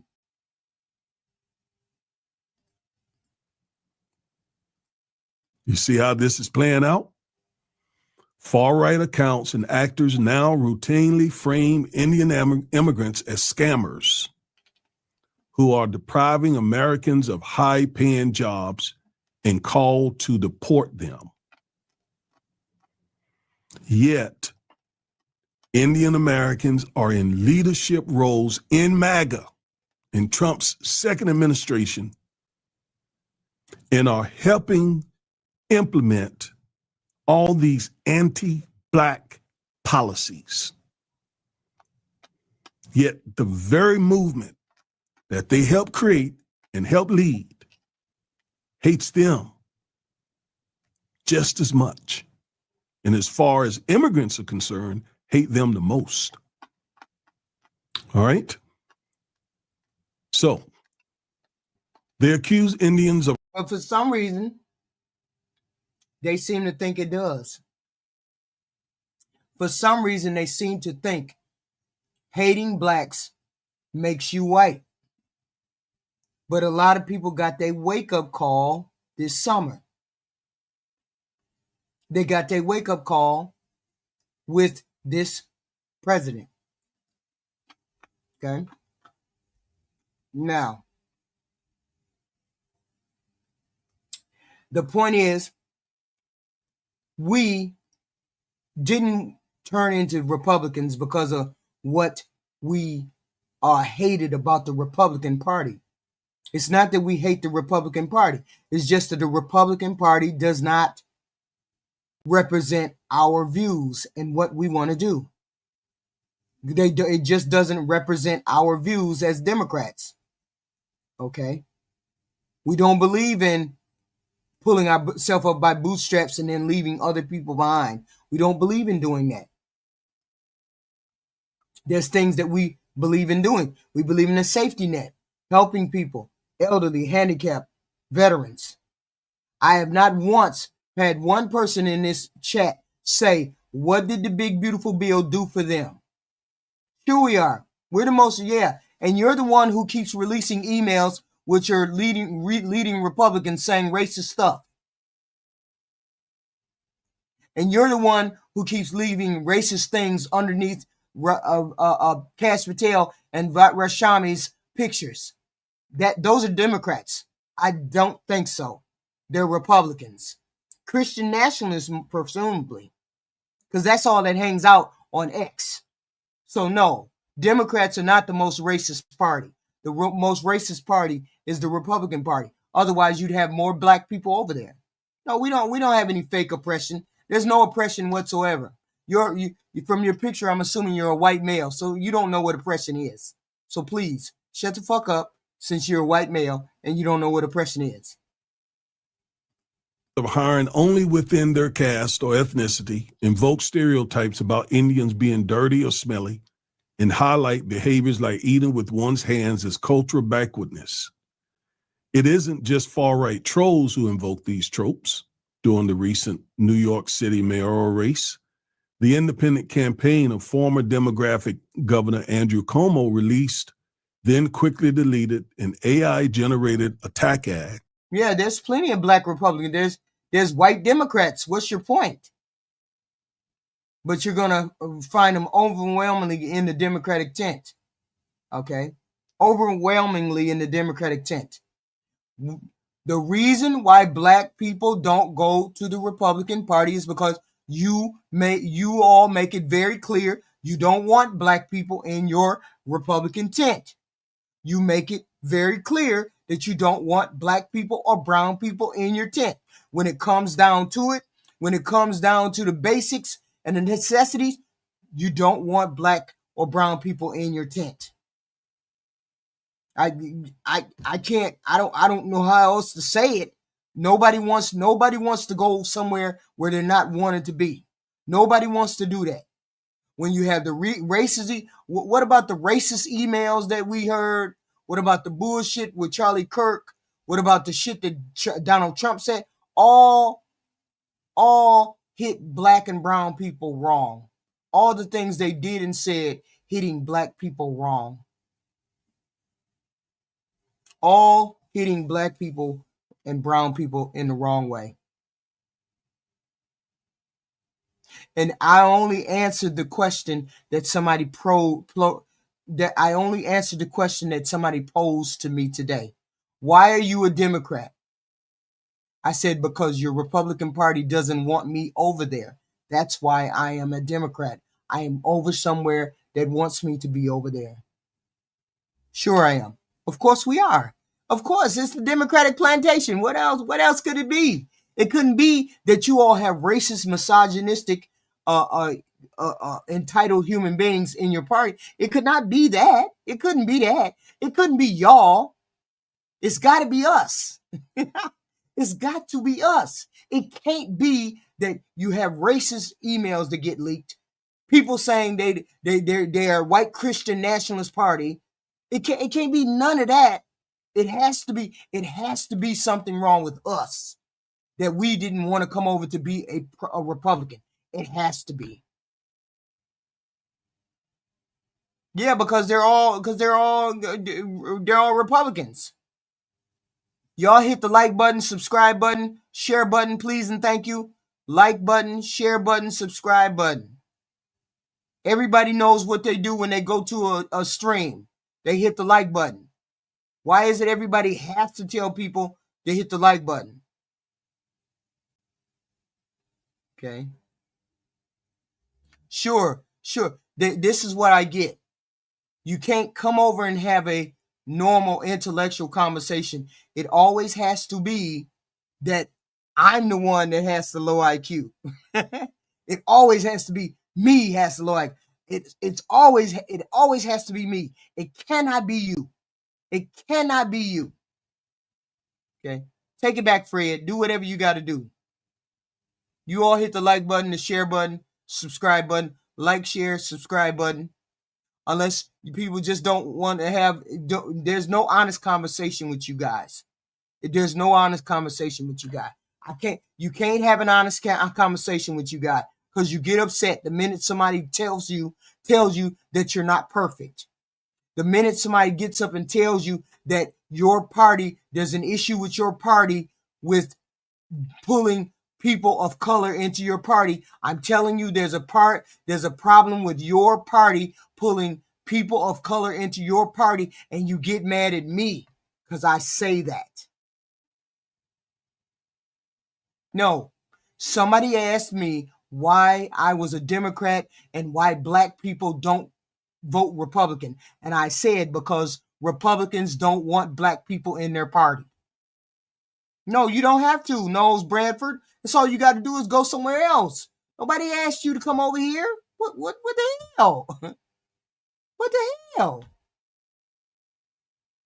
So I was explaining to them why I was a Democrat. I believed in X, Y, Z. I believe in helping the poor, the indigent, the handicapped, the elderly, X, Y, and Z. And I have not heard one time one Republican say that they wanted to help the elderly, the handicapped, the poor, the veterans, or anything else. Not one time have I heard not one Republican say that. That's why I don't belong to the Republican Party. Because I haven't heard them ever say what they're for. I've always heard them say what they don't like. I've always heard them say, we don't like gays, we don't like trans, we don't like immigrants, we don't like black, we don't like immigration. I've heard them say they don't like those things. I've never heard them say what they like. Not one time. Not one person in this chat. Not one person in this chat. Attack ad depicting Zoran Mamdani sloppily eating rice with his hands. Y'all please hit the like button, share button. Slurs directed at South Asians, some of which originated on the largely unmoderated online forum 4chan, are surging and entering the lexicon both online and offline. Photos and videos selectively showing Indian origin people in public places are held up as evidence of an invasion. Another iteration of white replacement theory. Sounds like MAGA has turned or was always against Indian Americans, but it's coming out now.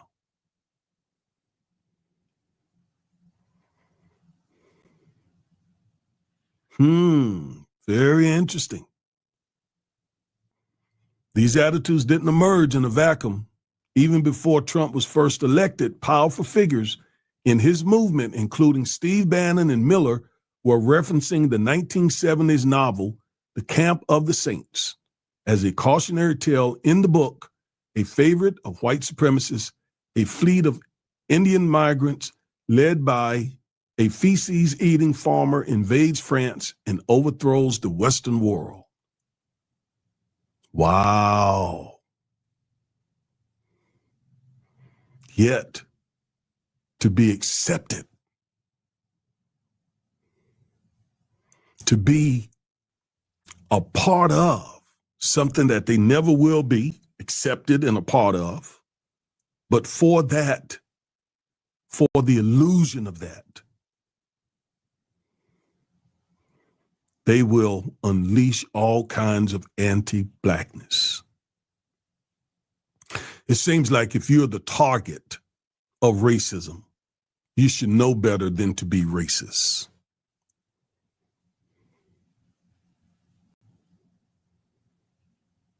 It's like Native Americans, to be honest with you,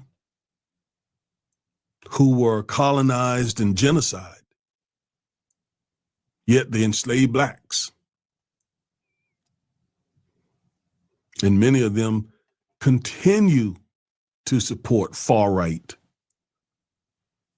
movements and agenda. Against this backdrop of racist and economic grievance, the success and prominence of Indian Americans make them an easy target, said Rohit Chopra, a professor of Santa Clara University who studies far-right online communities and who co-authored the reports for the Center for the Study of Organized Hate.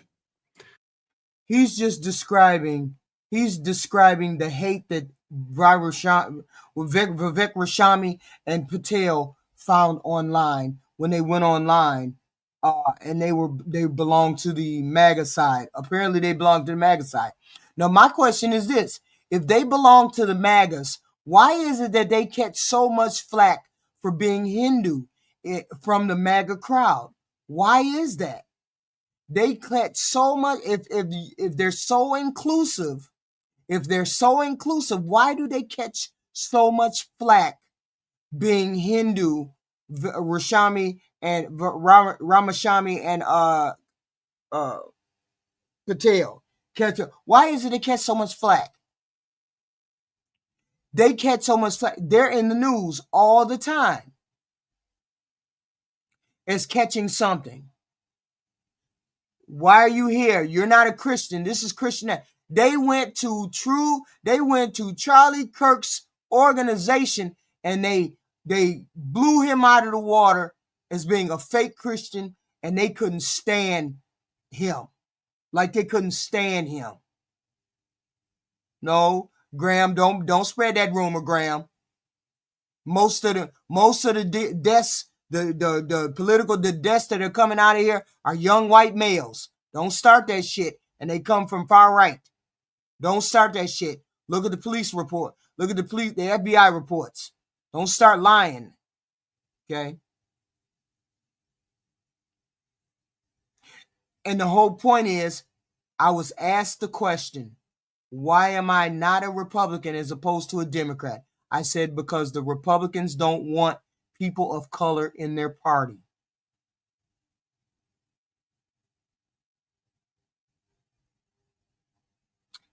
the Republicans don't want people in their party that are of color. Okay. That's why most black people are not Republicans, because they don't want people of color in their party. Okay. That's it. It is what it is. We have found, we can tell by the way that you are, we can tell by the way the far right treats Varek Rashami and Kash Patel. We can tell by the way you treat those two Hindu guys. We can tell by the way you treat them. Okay? We can tell. Who the hell wants to go over there and be treated like that? Who wants to do that? I don't know why y'all would think people of color would go over there if you treat the people. They're supposed to be one of you guys. They're supposed to be MAGA. They're supposed to be MAGA, and they get treated like crap. Why the hell would anybody go over there? Why would anybody go over there? And they get treated like get treated like that. This is what this man is trying to say.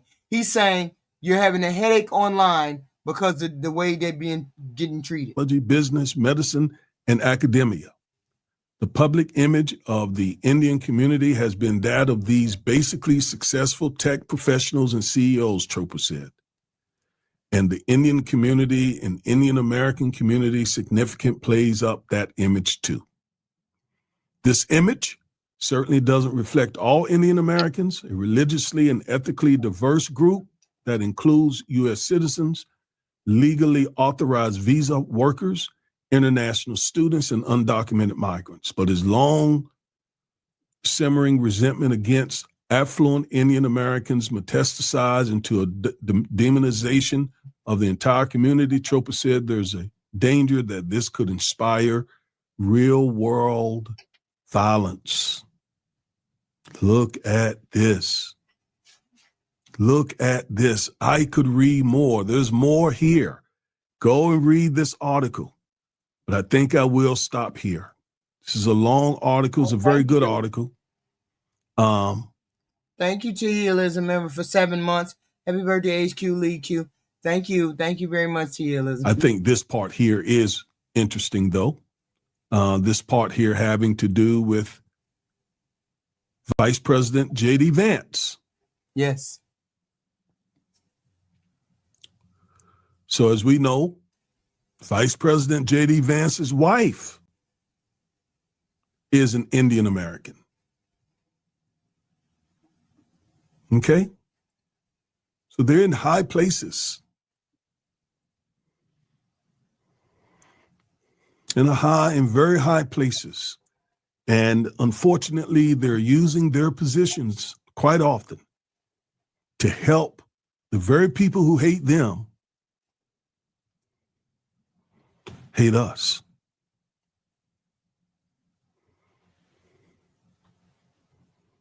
I don't know if you've had dealings with Indian Americans. I have over the years. Some have been pleasant, some have been unpleasant. So I will not use anecdotes to smear an entire community. But the research, the data shows that there is anti-Blackness from the South Asian community toward African Americans. That's not every one of them, but the data shows many of them. And again, with them suffering the type of racist behavior that they're experiencing, one would think that they would not participate in that and certainly not help implement it against other non-white people. You would think. Thank you to Healism, $4.99 super sticker. Thank you very much. Thank you. Thank you very much. Yes, but we have that same rhetoric. And this is that's a sad fact. So why would somebody want to be a Democrat? Why would you want to be a Democrat? Democrat.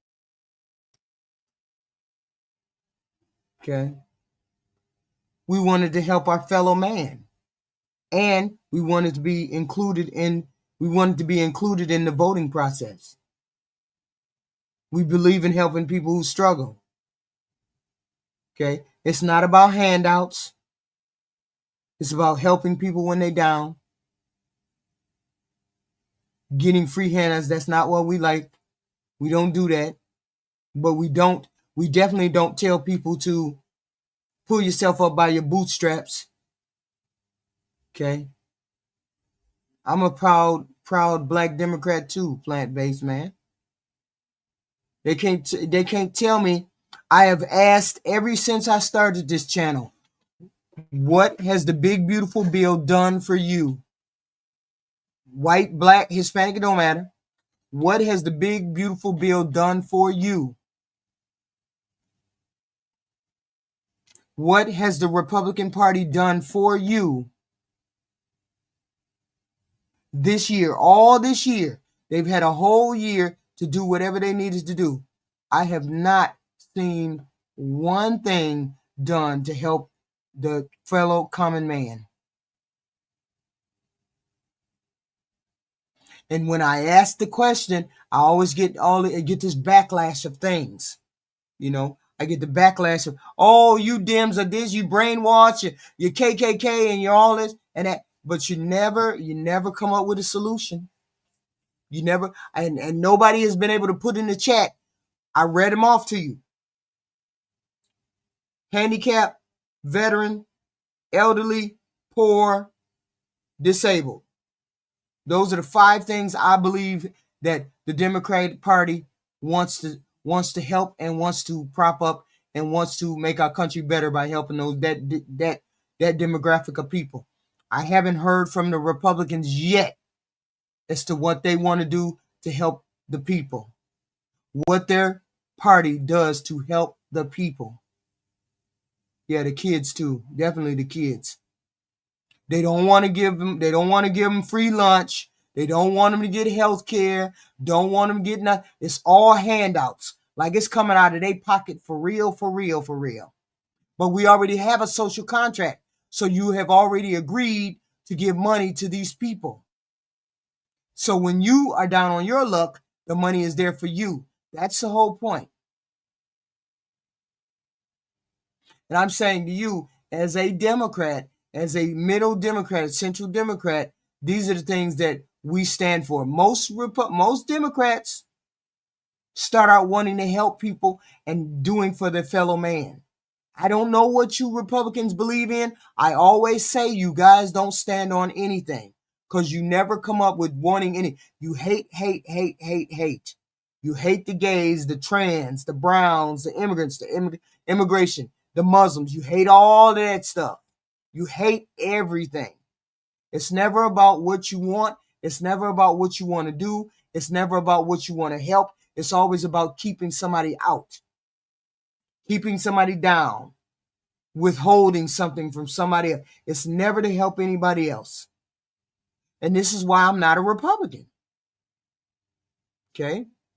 That's why I'm not a Republican. Because you guys don't want to help anybody except yourself. And you only want to give tax breaks to the rich. You never hear of you doing anything for your fellow common man. Because if you thought about the fellow common man, we wouldn't have all of this pushback from these Epstein files. We have all of this pushback from these Epstein files, knowing full well you don't want to stand. You are not standing on the side of the victim when you keep saying not to release the files.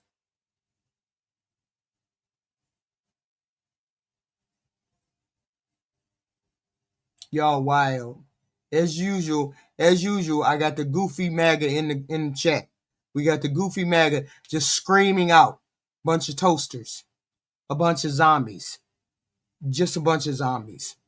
So this was my explanation as to why we Democrats are what we are, why we don't vote Republican, why we don't feel, because you Republicans don't want us in your party, and because you have no inclusionary things that would make us come over there. There's nothing appealing about the Republican Party for us to come over there.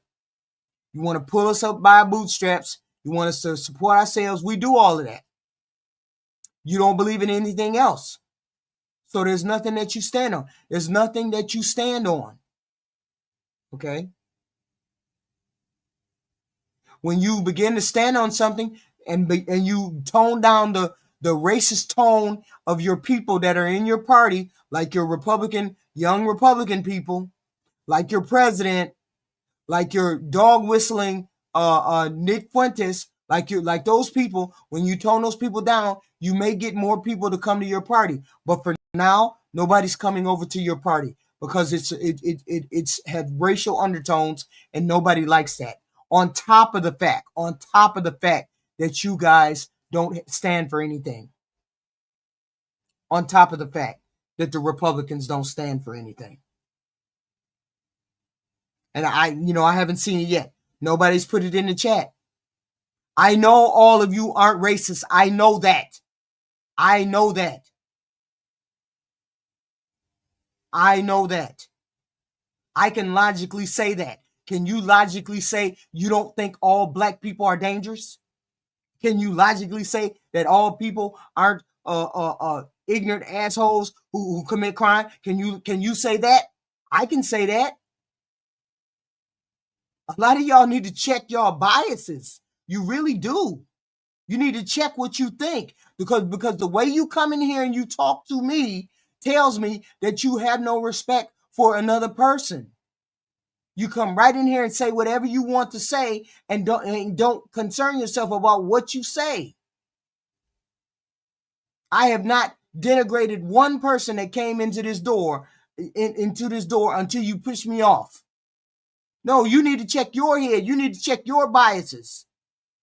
Okay? Yes, I definitely don't have respect for liars and idiots. That's why I'm over in the Democratic Party and not the Republican Party. But that is, these are the goofy people, all right. These are the MAGA people. They'll figure it out. One way or the other, they'll figure it out. I'm taking them down into the water, T-Healism. I'm taking them with my bare hands down into the water. They're going to drown sooner or later. I'm going to keep them under the water till they drown because they're not getting it. They're not getting it. But that was the question that was posed to me. Why don't black people go to the Republican Party? It's because you guys don't want us to be in your party. And you have made that clear to us through the Nick Fuentes, through the emails from the young Republicans, through the way that Vera Shami and Pat and Cash Patel have been treated. That is why you're not going to get that many black people over there. That's all I'm saying. That's all I'm saying. But just love coming over here to Healism. Just love it. Love it. That's okay. It's okay. Yes, we're dumb and we have the stupid IQ. Yeah. Fuck off too. What's your name? I forgot your name. Whatever the name. See, I don't even remember your name. You sound so damn dumb. I will see you tomorrow. We have the same content tomorrow. We'll have something else. Oh, I forgot. We're going to do the Venezuela. We're going to find out, is Trump done bombed Venezuela already? Are they about to get the bombing? Is the bombing finna happen? What's going on? Or are we still on the Epstein file? Oh, the Senate did decide that they're going to let the Epstein files be released. But we already know. You already know what I told y'all, right? That Trump is going to say the files are under investigation, and that's why we won't be able to see them, right? Y'all do know that's what Trump is going to do, right? I guarantee you that's what's going to happen. He's going to say the files are under investigation, and we can't release them. That's why they're not going to be able to get released. But your president is corrupt, and you all know that. And you all know that. We all know that. We all know that. He is what he is. I'll see you all tomorrow. I'll be back tomorrow. I'll be back tomorrow. I'll be back tomorrow. I will be back tomorrow.